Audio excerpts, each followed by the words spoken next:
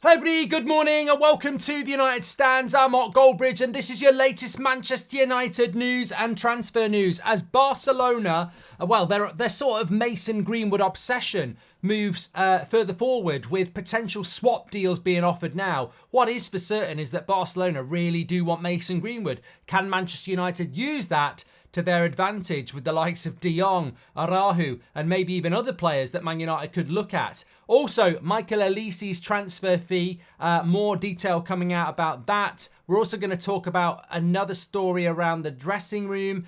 This is coming from the Mail and Chris Wheeler, that apparently the Man United squad is at rock bottom like it was in the days of Jose and Oli. But I would say, do we really care? I mean, we've already looked at the last few days of Mourinho and said he shouldn't have been sacked. So maybe we should learn. Maybe we should learn from that.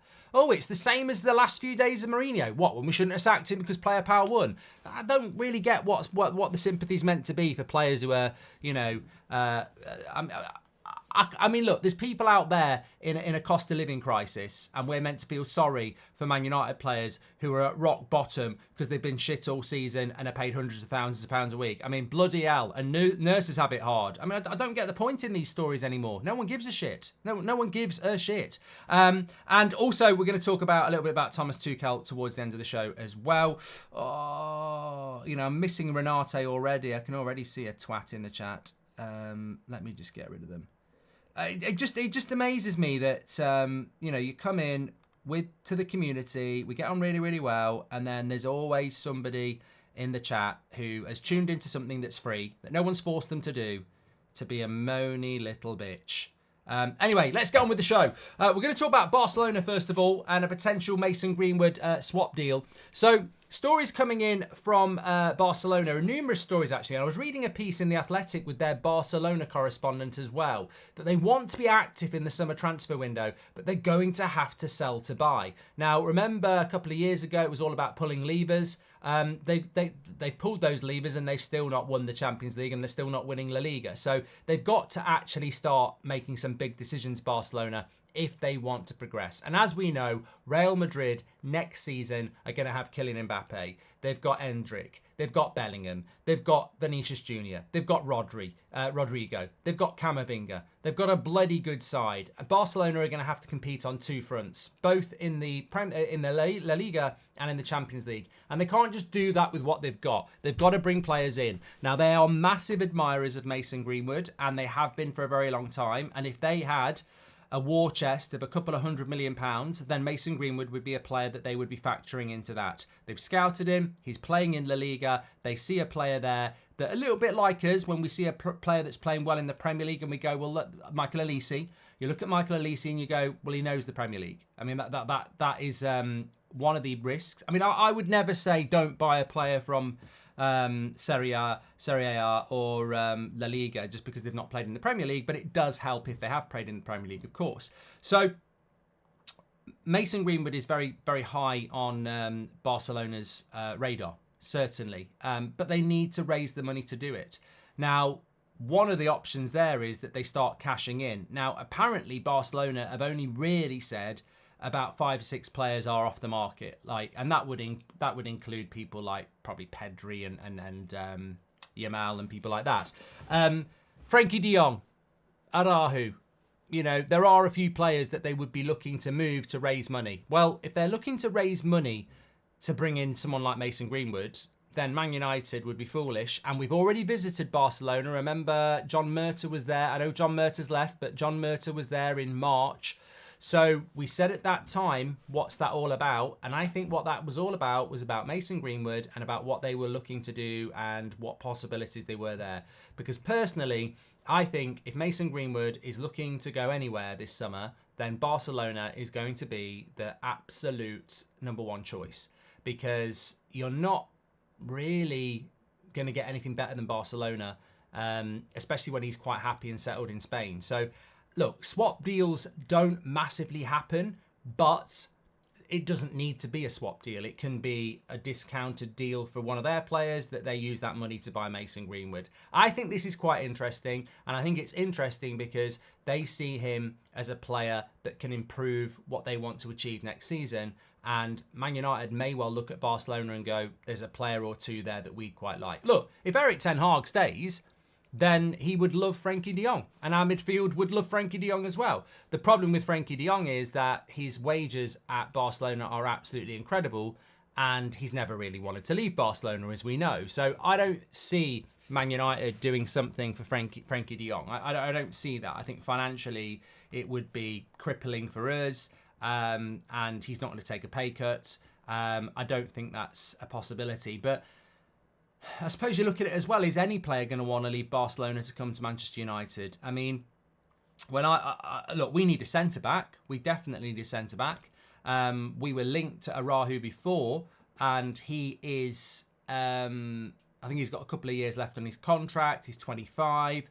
They are negotiating a contract with him, but they have got a lot of centre-backs. They've got the lad who's coming back from loan, Girona. They've got a few centre-back options, so they don't necessarily... And the thing about Barcelona is, it's not like, we'll get rid of the cheapest centre-back. They need to raise money. So if they've got 6 centre-backs, they probably will look at selling the most expensive centre-back and use the 5 remaining to cover the spots. They need to raise money. It's a bit of a weird concept because you wouldn't normally want to get rid of your better one, but they need to raise money. So I'd certainly be keeping an eye on this. There was a story last night. I saw it somewhere about Chelsea being interested in Mason Greenwood. They're not. They're not looking at Mason Greenwood, and Man United wouldn't sell him to Chelsea anyway. We wouldn't do that, and Chelsea wouldn't look at that deal. They've got more than enough wingers already, and yeah, that's not going to happen. I don't actually know what Premier League clubs it would be that are looking at Mason Greenwood. I know it was mentioned in the week. My feeling is that if there's a Premier League club looking at Mason Greenwood, it's not going to be one of the top 8. They're not going to want that sort of, exposure, I suppose, and I don't think United would do that. I don't think Man United will sell him to a Premier League club anyway. But if there are Premier League clubs looking at him, I would say it's going to be teams like Fulham, mid-table clubs that would take a risk on it because it's a good player who's available for a reasonable price. But I don't think he's going to come back to the Premier League. Some of you lot would like him back in a Man United shirt. I just don't see it. I don't see it. We know how the press works in this country. We know how we know what it's like with social media and everything in this country. I just don't think it's in Greenwood's interest to come back, and I think he will go. I think keep an eye on Barcelona and Juventus. That's what I've been saying for weeks. I think they're the 2 clubs that are the 2 biggest clubs that want him. And if you go to Juventus, it's a massive club in Italy, and if you go to Barcelona, it's a massive club in Spain. Your profile at Getafe is reasonable, but your profile at Juventus and Barcelona, if you're trying to resurrect a career that could have been something really, really special, and you've lost a few years because of it, if you're trying to resurrect that career and grab what you can from it, then Barcelona or Juventus are going to be very, very interesting. But both clubs financially, do they have the money to just go and buy Mason Greenwood? I don't know. So Man United would do well, and we've spoken to Juventus as well in the last couple of months. We would do well to be looking at what they've got because we need to be efficient in this summer transfer window, and there may be conversations we can have with both clubs where we go, look, yeah, you can have him for this price, but what about this for this? Greenwood needs to do an interview to clear his name, or no club would want to sign him with his current image, says Samuel. I don't think he does. I don't think Barcelona are that bothered. I don't think he does. I think it's more of a problem here. Hi, Mark. Do you think Dumfries will come this summer, says Henry? I'm hoping that it will be Frimpong. To be honest with you, that's the one I really want. Yuri says, my twins, Devon and Delcia from Hong Kong, are here for the match tomorrow as it's their 30th birthday. Please wish them happy birthday. Happy birthday to them. That's from Yuri, 67 Red.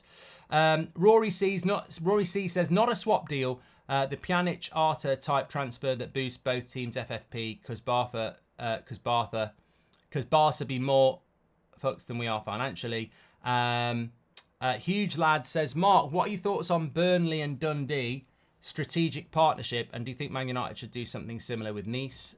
Says Huge Lad. Well, I think a lot of clubs are doing it now, but I don't think it's necessary. I'm not a big fan of these strategic partnerships. I personally like clubs to have their own identity. But it's the way the world's going, isn't it? Let's be honest. Apparently Nice have secured European football as well. I heard that. Morning, Mark. Glad to be a member for a year, says Foggy. Thanks for supporting the channel, pal. And appreciate that. So yeah, with Greenwood, keep your eye on Barcelona and Juventus. I think that we have got a interesting sort of interesting options there around what could happen with Mason Greenwood. And if I was honest, I'm still a bit hungover. If I was being honest, then I would probably say that Barcelona is the one to keep an eye on, but certainly not Chelsea or any Premier League club. I just don't see that happening at all. I don't see that at all. Talking about the Premier League, I want to talk about Michael Olise and his release clause, but let's just go to this story from Chris Wheeler in the Daily Mirror, talking about Man United's players being at rock bottom and some likening it to the last few days of Ollie and Jose. I mean, I don't really want to talk about this, but it's a news show. I'm tired of it. I'm absolutely tired of the manager talk. It's just boring. Last week, on the lead up to, like all last week, not the week we've just had, like the week before, we had a brilliant week. We were talking about outgoings. We were talking about incomings. It was a brilliant week. And everybody was communicating in a really positive way, because everybody was like, well, we do need to sell a lot of players, and we do need to buy players, and it's something that's going to happen, and it's something that's optimistic, and everyone was really happy, and everyone was feeling really positive. And then the press just can't get into transfer mode. I said it in the March international break. All they want to talk about is the manager all the fucking time. And you can tell they've got no passion about talking about sales or people coming in. And it almost, for me, I don't think, bar probably Romano and a couple of others, I don't think most journalists like or even understand how much people enjoy in the summer talking about transfers, because it leads to a different team. It's this constant, they want blood, says on it. They do. They just want blood all the time. And my problem with this is even if you take it on face value, right? Players at Man United are at rock bottom, and it's the same as it was in the last few days of Ollie and Jose. And yet, I'm looking at pictures from Carrington yesterday, and I'm seeing Mainu, Garnacho and Ahmad hugging and having a good time. I'm seeing other players do it as well. And I'm thinking, I don't buy into this bollocks. I don't think the players are at rock bottom. I really don't. They've got an FA Cup final in 2 weeks. Not everybody gets to play in an FA Cup final. They've got a Euros coming up for a lot of them as well. They've got a Copa America coming up for a lot of them. Footballers are very good at compartmentalising and focusing. And yeah, it's been a horrible season and it's not great. But you've got an FA Cup final and you've got the Euros for a lot of them. I don't see or hear that United players are at rock bottom. I really don't. I think they've had a bad season. I think they're looking forward to the end of the season. But I don't see or detect that they're at rock bottom. And if they are at rock bottom, who are they? And also, let's be very, very clear here. Turkeys don't vote for Christmas. Figure it out. But a turkey is not going to get excited about Christmas for obvious reasons. And Man United players are not going to be excited about the prospect of being sold or being told they're not part of the plans. So players being unhappy doesn't bother me. And the article itself says, it's like the last few days of Jose and Ollie. Well, the last few days of Jose and Ollie were players downing tools. I mean, that Watford game for Ollie was fucking abysmal. Abysmal for a player in a Man United shirt to be losing to Watford like we did was disgusting. And we saw it with Jose as well. And the thing that resonates with me is that everybody now looks back on the sacking of Mourinho and goes, yeah, that was a witch hunt. The club, the players and the fans. The fans fell for it but the players and the club, how, completely and utterly exposed Jose and made him accountable for everything. Because the day Jose got sacked, suddenly those players started playing really well for 3 months, and they exposed themselves as downing tools to get rid of somebody they didn't like, and it was wrong. So when I hear of players at rock bottom, I just think about what happened to Mourinho, what happened to Ollie, and I just envisage players who are downing tools again. And I don't get what the angle of that is. It's not going to do the press any good. It's not going to do the players any good. And we've been down this road so many times as fans.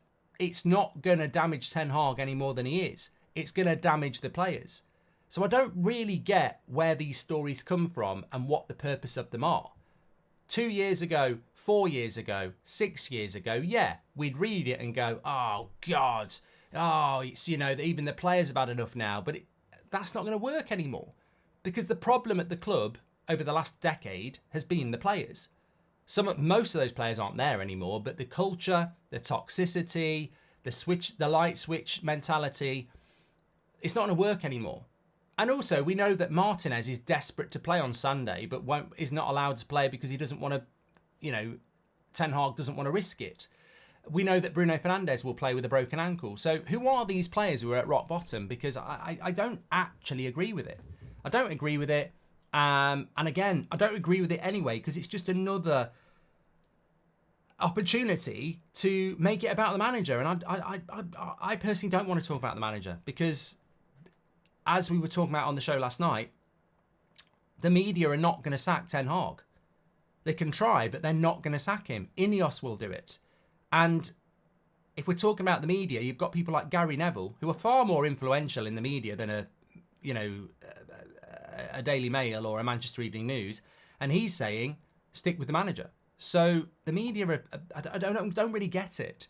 And if players are at rock bottom, who are the players? And we never know that. So, and if there are players at rock bottom, well, as I said, turkeys aren't going to vote for Christmas. Maybe some of these players are at rock bottom because they're playing shit, or they can't take any blame themselves, or they're injured. Like, the players could be at rock bottom for a number of reasons. So look, I don't relate to those stories anymore, because I don't trust them, and I don't trust the players, and I don't have any sympathy with players who are at rock bottom. And I also know that a lot of those players are not at rock bottom. A lot of those players just, want to get out there and play in an FA Cup final. They want to be part of whatever it is Man United are trying to build.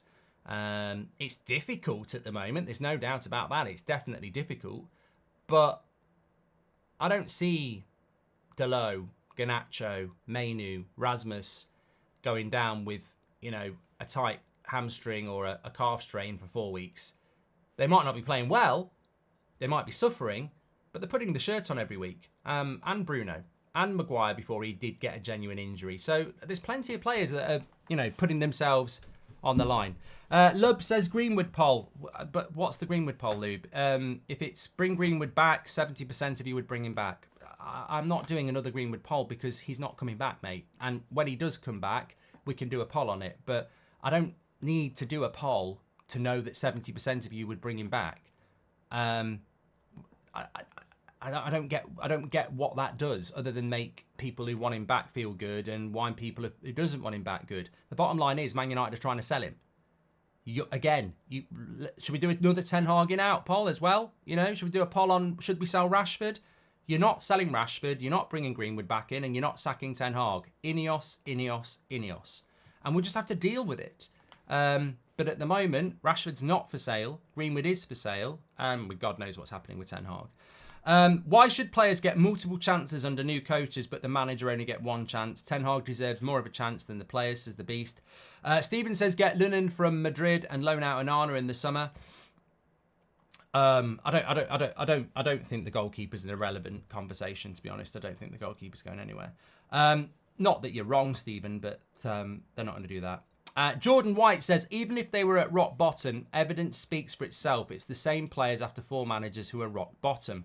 And Nick James says, I'm optimistic for next season with good transfers. Yeah, look, I mean, I think that I will say this here. It's not a safe space, but I will say it. You look good in a red shirt, says Zupa. I will say it here. I thought it this morning. I won't say it tomorrow because it's match day, but I don't know how many people share this opinion, but I always want to watch Man United play the big games. I'd rather watch Man United play Arsenal than Man United play Luton. You know, I know we've got a bigger chance of beating Luton, but you learn so much more against the bigger teams. Even I am at the point with United now where the only game I'm interested in is the FA Cup final. Like Arsenal, Newcastle, Brighton, I'm just like, what is the point? Like, what is the point? Like, we've got no players fit. It's an inconvenience. The only thing we've really got left is the FA Cup, and then when that's over, we can start selling and buying. So, look, it's not that I'm not as passionate about as Man United as I always have been. It just, you know what?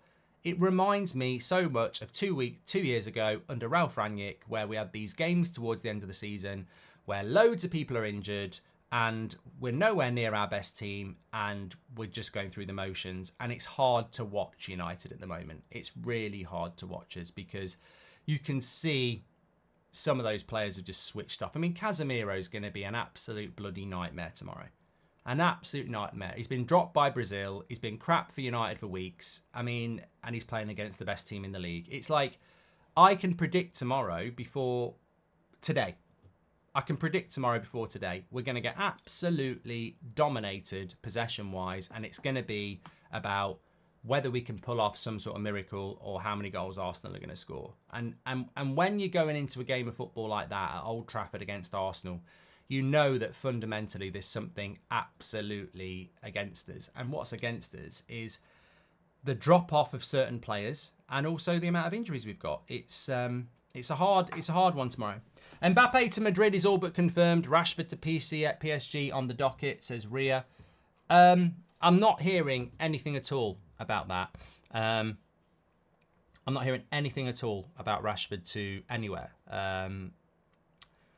It's hard. I mean, look, I want to talk about Olise because, yeah, let's talk about Olise. So, again, remember, look, I don't want to keep doing this all summer because we are going to be talking a lot this summer about transfers in and outs, and hopefully it's going to be ridiculously busy. I've said this could be United's biggest summer transfer window in a generation. It's so big. I mean, when have you ever had the prospect of signing 7 players and selling 12? So that would be, we've not got close to that in years. So the potential for this summer transfer window is massive.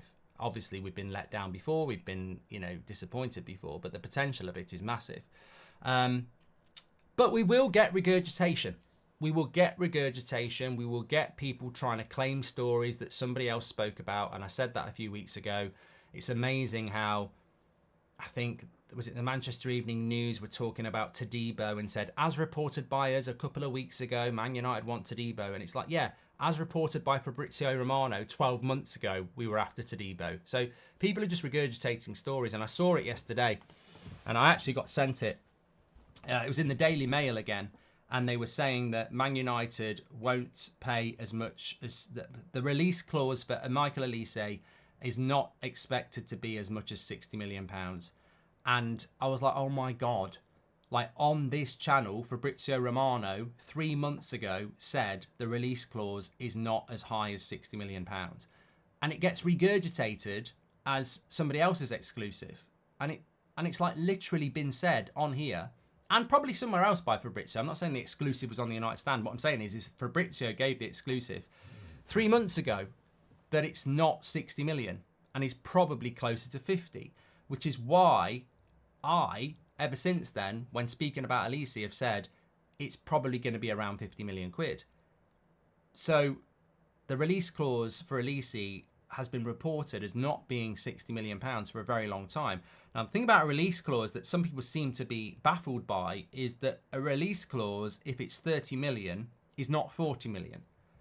A release clause, if it's 80 million, is not 90 million. There's not a negotiation point, is what I'm trying to say. So I've heard people talking about Olise going, Palace will want 60 to 70 million, and reference the release clause. Palace can only get what they put as the release clause. There is no negotiation. You can try and negotiate it down. Some people have a release clause and clubs will go, we'll give you 40. But Palace are not going to do that. The release clause is the release clause. Look, it might be 55, it might be 50, but it's been reported that it's not 60 for a very long time. And as I've said with you, this deal is done for Man United if they want to do it. Like, Olise has an affection for Manchester United, which is well established, would be very interested in coming to Manchester United, and the release clause prevents Crystal Palace from stopping the deal happening. The question is, should and will Man United sign Olise, a right winger, for 50 to 55 million pounds when they have a limited transfer budget? And that has always been the question. I wouldn't say it's as confusing as the Mount deal last year, when you spend 55 or whatever million pounds on an attacking midfielder when you've already got Bruno and Eriksen. But we have got wingers, and yet Olise is being targeted. But I think the reason that we're targeting Olise is because nearly all of our wingers are not creative. They're all, we haven't really got a creative winger, and I think that's why we're doing it. United One says, it's pointless to get Olise. We've got enough right wingers, same fate. But funnily enough, I think I've just answered your point there, that the reason we would go for him is that he offers something very, like Shane Smith says, we need a creative winger. And I think that's what he would offer is that we don't have. The most creative winger we had was actually Pellistri, and for whatever reason, it just didn't work out for him. Do you think Ahmad will go if we sign Olise, says Nick? Well, that sort of brings me back to what I was talking about there. If you bring in Olise, you're going to keep Garnacho. I don't see Anthony going anywhere. So you've got three there. You've got Olise, Garnacho, Anthony. I don't see any of those going anywhere. That leaves Pellistri, who's definitely going to go. Sancho, who I think we will try and move on as well, one way or another. Rashford, Ahmad. So I think it'll be Rashford who stays. I think we will keep Rashford, and I think Ahmad might end up going. I know what a lot of you would do, and I'm not going to argue with it, but I think that the thing is, Ahmad, as bad as it sounds, Ahmad will have interest that Man United find appealing. There will be people out there that want to pay for Ahmad, and Man United will go, yeah, that's not financially, that's not a bad deal for us. With Rashford, there isn't any buyers. So if you're Man United, you've just given him a contract of what, 350k a week? You need 80 million and somebody to give him 350k a week, and we're not going to find anybody like that. We don't need to dissect Rashford's ability and game, but no one's going to give us that money. So, and I think that's always a big problem, isn't it? People say, sell this player, sell that player, but there has to be a buyer. That's why Sancho going to Dortmund and doing well has been really positive. That's why Greenwood going to Getafe has been really positive, because it generates interest. But, look at Donny van de Beek. He's injured again. He's now back in the Netherlands recuperating. No one's going to buy Donny van de Beek. Then no one's going to buy him. So people say sell Van de Beek, but no one's going to buy him. And no one's going to buy Rashford. No one well, it's not that people wouldn't buy Rashford. They're just not going to pay the money that we would want, having only given him a new lucrative contract a year ago. In United's mind, what they'll do is they'll go, with Rashford, they'll go, it's worth us keeping him another year to see if he comes good next year, because if we let him go for nothing and he becomes good, we look really stupid. So from a business sense, they will keep Rashford anyway. But I think it's more than that. I genuinely think there's a lot of people in Man United that don't want Rashford to go for whatever reason. It could be because he's from Manchester, he's come through the youth setup. It could be because they like him. It could be because they think there's a good player in there. But the feeling around United is that they don't want to cash in on Rashford, and there's absolutely no rumours or progression. If you think 2 years ago, I think his brother, who's his agent, was out in Paris. There's no... as I said, I was told... When did I say it? It must have been like March. I was told 2 months ago that Rashford, Bruno and McTominay are not going anywhere. So let's see whether that comes to pass or not. But it's hard. What do we do with Anthony? Too expensive to sell, says Stephen. Anthony will be given another season. Has to be given another season. Janet says lies. Janet, by all means, tell us what you want, what you think's not true. I mean, you're entitled to say what you want, Janet, but I don't really respect people who just shout abusive or negative words without any comeback. Last season, and no, 2 years ago, we were right about Anthony before everyone else. Last summer, we were right about Rasmus before everyone else. Like, whether you like it or not, we do get told stuff. You know, Fabrizio comes on the show. Like, it's... I know you really struggle with it because you probably look at the setup and go, I could do that. He's just sat in a bedroom. It's never been a bedroom, by the way. And I know you get bitter and jealous about the fact that the United stand started off as nothing and has grown to what it is. And I get that. I really do. I'm not being sarcastic. But unfortunately, Janet, it has gone from nothing to massive. Got our own studio space, you know, lots and lots of contacts, lots of people we speak to. And we do get told things. And I'm sorry, Janet. I feel like I need to apologise to you because you say we're lying. But time and time again, it's been proven that we're not. And I'm sorry, Janet, but the news out of Man United is that Rashford's not up for sale and that there's nobody looking at him anyway. Now, you can say that's a lie and you can have a dream that he's going to get sold and that he's going to go to Arsenal for 300 million. But I'm sorry, Janet. I really am. I don't want to ruin your weekend. It's a lovely sunny day. But that's what we've been told, and we were told it 2 months ago. We'll see what happens. We'll see what happens. 19 months supporting someone that respects others' opinions. Thank you very much, Ike. Nick James says, will recruitment be tough? Negotiations, selling, says Nick. I mean, I don't know. I don't know, Nick. I think it's... as I say, we're walking into a summer transfer window that we're all going to walk into with massive optimism, apart from Janet, and it's going to be hard work. But we don't know how it's going to work. We have for years, we've been crap in the transfer window. We've been crap at negotiating. We've been slow. When you figure it out, we need to do a deal every 4 days. We've only got a 3-month transfer window and we need to do about 17 deals. So you've got to do a deal every 4 days. I mean, that's hard for any football club. I don't think we will be able to do it, but hopefully we're going to move a lot quicker. Love community, just a chance to talk about United, says Nick. Thanks, you're a legend. Did you have a good breakfast, says LeBron. Well, I'm not going to read about the second bit. I had a nice smoothie, actually. I'm into my smoothies at the moment. Elliot says, as you say, it's hard watching seeing us play. I guess we will see United as a place top players want to go when reality they're here to do a job, says Elliot. Thank you very much for that.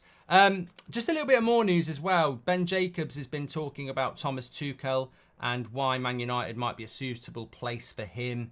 It feels he's got unfinished business in the Premier League. Look, Thomas Tuchel, for me, I can bring it in as news, but it just doesn't feel right. It doesn't feel exciting. There's no doubt he's a better coach than Southgate. Absolutely no doubt he's a better coach than Potter. But he's managed Chelsea. He's been sacked by Bayern. I think if the Chelsea job was available, Tuchel would want that. I think if the Barcelona job was available, he'd want that. I think he wants the Man United job because it's available and it's in the Premier League. And it's another opportunity to work when you're about to get sacked. I don't feel like it's the right fit for what we need at Man United. And I don't feel that he comes into the club with a fan base truly behind him and excited about it. It just doesn't feel right to me. Doesn't mean it won't happen. You know, it's news. Savage says the Tuchel hype finished after that semi-final. Yeah, he fucked up, mate. But everybody fucks up. Yeah. JS says you need a second chair, Mark, to sit people down. Thank you very much for your super chat. How can people want Tuchel? He's just lost Bayern Munich the league after them not losing it for 1,000 years. Am I only person seeing the logic, says Michael Boston. You know what I think it is? Correct me if I'm wrong. Look, here's a poll for you. People asking for a poll. Let's do it.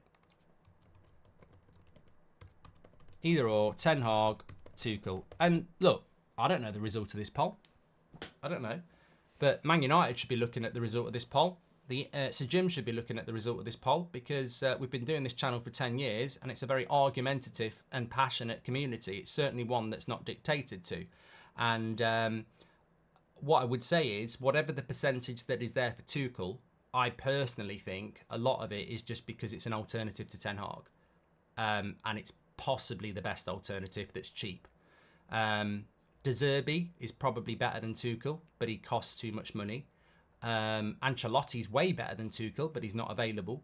Tuchel is better than Southgate and Potter by a long way. So I think the reason some United fans want Thomas Tuchel is because he's the best available. I.e., he's free, he doesn't cost any money, and he's better than Southgate and Potter. And that's my point. He's not the best available candidate. He's just the best available that fits the parameters of we've got no money, and he's better than some of the other shit options. He's not the best candidate by a long way, because the best candidates are not affordable or available. So I just think the reason some people want Tuchel is because out of the small parameters we've got, he's the best option, and some people would rather have the best option than Ten Hag. But I don't think that's how you move a football club forward. It's almost like, it's like picking a partner to marry, isn't it? And you have 5 things that you want, and you look at the options, and the best option is someone who's got 2 of the things that you want. Do you marry that, or do you go, no, I'll keep looking? And I feel that with Tuchel, it would be like taking the best of what's available, but it doesn't tick all the boxes. Well, that's what we've been doing for 10 years with players and managers. So this is another reason I would keep Ten Hag. There may be a better option out there who ticks all the boxes, but he's not available at the moment. So why go and take someone who only ticks 2, and then 3 years down the line you go, he wasn't right because of the 3 things we didn't want. I think when you analyse Tuchel, it's not really a good fit. And also, I don't know why people make the excuse about Bayern Munich. I don't really understand why people are giving him a free pass on Bayern Munich. Like, it's the easiest job in football, apart from PSG, where he also got sacked actually. But to not win the Bundesliga with Bayern Munich was incredible, but to not win it by so many points was. I mean, I looked at that Bayern Munich squad on Wednesday night, and it's bloody good. I mean, they're 4 defenders. What have they got? They have Kim Min-jae, Upamecano, De Ligt, and have they got someone else who plays at centre-back for them as well? Who else plays for them at centre-back? You got Kimmich, Alphonso Davies, Goretzka, Pavlovic. They've just got so many good players. Like, so many good players. Eric Dyer was playing for them. Yeah. The fact that he signed Eric Dyer and I forgot about him, yeah, that's a bit of a red flag. Harry Kane up front, Sane, Gnabry, Musiala. Like, they should walk the German league, and they were nowhere near it. Leverkusen wiped their arse with them. So many good players. So many good players. And I don't know what the excuse is. I don't know what the excuse is at all. Why aren't United interested in Hansi Flick? Matt, I don't know. They've never been strongly linked with him. You have linked us to him, but they've never been linked to him. I agree with all the points, but Tuchel's better than De Zerbi, says Rub. Tuchel may well be better than De Zerbi, but I would, if I had to choose between De Zerbi and Tuchel, I would go with De Zerbi. But I agree, there are red flags with De Zerbi, definitely. If we want to keep these players, Tuchel, says Keel. Could Branthwaite be a John Stones Steining, says Daniel. That's certainly what people are hoping for. Would you take Lukaku on loan to support Rasmus? Absolutely no, Kyle. Morning, Mark. What positions do you think we should prioritise, and who would you like to get? Says Delusional Unicorn. Well, look, yeah. Look, probably because we're not allowed to be. I'm not really in that mindset at the moment of being able to give you names. But I don't know who we're going to go for as a striker, and I find that really interesting. I mean, here we are in the middle of May, and no journalist is interested in finding out or putting forward names for the striker Man United are going to sign this summer. I can't speak. I can't speak. We're going to buy a striker. The club have told us they're going to buy a striker. No one knows who the striker's going to be. But all these journalists want to write about is, I'm hearing that, you know, the players aren't happy. They don't like the training. And I'm like, I don't give a shit. Who's the striker we're going to buy this summer? So we're going to buy a striker. I don't know who it's going to be. I'd quite like Sesko, but I don't know whether that's possible. We need to buy a midfielder. I think we need to buy two. You know, I know Edison's been mentioned. The lad at Sporting Lisbon, the Danish lad Holmlund. Anana at Everton, who I don't want. Definitely need two centre-backs. I'd like to buy Frimpong at right-back. We're going to have to buy a left-back as well. We're in for Olise. So, yeah, I think the spine of the team certainly needs work. Midfielders, striker, centre-backs. We need those. Definitely, yeah. Definitely. 80%... Sorry, don't lie, Goldbridge. Janet will go mad. Does anyone get called Janet these days? It's a bit like Gary and Neil.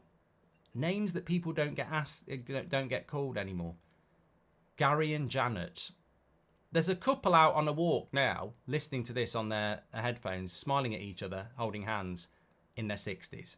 Gary and Janet. No one uses those names anymore, do they? I'm not saying there's nothing wrong with them names. I'm just saying you don't get called that anymore. It's a beautiful baby girl. We're going to call it Janet. People might now. This could be exposure. This could be the exposure Janet needs. It could be like and Gary, you know. There's somebody in a hospital now who's just given birth to a boy and is saying, let's call it Gary. There are. What chance they're waiting on the Poch situation, says Robert with a wink. Can't take anything away from Leverkusen, Mark, says Cameron. Mate, I'm taking nothing away from Leverkusen. Absolutely nothing at all. I love the way people try and twist things. I'm not taking anything away from Leverkusen at all. What I'm saying is Leverkusen have got 84 points and Bayern Munich have got 69 points. They're 15 points behind Leverkusen. That is absolutely horrific for Bayern Munich. Leverkusen deserve to win the league, but Bayern Munich should be a lot closer than that. 15 points off Leverkusen with 69 points from 32 games is absolutely horrendous. And they've still got 2 more games to play. So that gap could get even bigger with the way things are going for Bayern. And look, people talk about like Bayern Munich. They lost 3-1 to Stuttgart last week. Who are in second place. They're in third. Bayern Munich are actually in third at the moment. So, yeah, it's not been a very good season for them at all, really.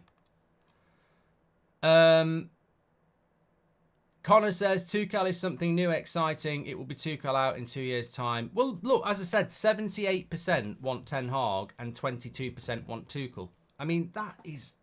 this is a manager that's lost 13 games. This is a manager that got beat 4-0 by Crystal Palace. I've never known anything like this. In a way, it makes me quite proud of our fan base that they... Not because they want Ten Hag over Tuchel, but because they want a change in how we try and rebuild this football club, because they've seen over the last decade, throw a manager under the bus, throw a manager under the bus, throw a manager under the bus, Van Gaal, Mourinho, Ollie, Rangnick, throw a manager under the bus, throw a manager under the bus. I don't think this is actually about fans saying Ten Hag is, you know, God's gift to management. I just think it's about fans going, hold on a minute, there is a cycle that we keep going on here. We need to try something else. And I've spoke to so many people who've said, look, if this happens next season, Ten Hag's got to go. But this summer has to be about selling players and bringing players in. And it shouldn't be about changing a manager, because if we sack Ten Hag and bring a manager in, all summer it's going to be about the new manager. Remember when Mourinho came in? It was just about Mourinho. It was just all about Mourinho. So it's about what we need to do, and to do something different. But the club should be taking notice of that. 80% want Ten Hag over Tuchel. And I don't think that's Ten Hag versus Tuchel. I think that's really about sacking a manager or keeping a manager. It's really about going for players out first over a manager out first. That's what it is. That's what it is. In fact, let's just run that very, very quickly as a poll, because I suppose that's my interpretation of what it actually is. Players out, manager out. Go for it. Nick James says that Ten Hag is actually building a good young competitive squad. You've just got to be patient. I mean, that's an interesting thing as well. I mean, we have spoken about this before, haven't we, Nick? That when you look at Garnacho, you look at Rasmus, you look at Mainu, there are 2 or 3 others ready to come through. In 2 years' time, we could have 8 really good young players coming through into their early 20s, into their mid-20s, supplemented by other good players brought in. In 4 years' time, we could have a really strong nucleus of a squad that's been taught differently to the team of the last 5 years. Patience. Patience is so important when you're trying to build a project. We've seen it at Arsenal. We've seen it at City. We've seen it at Liverpool. Patience is the #1 factor in any successful team. Sir Alex's team, Pep's team, Arteta's team, Klopp's team. Patience, patience, patience. Patience is the #1 ingredient in building a dynasty.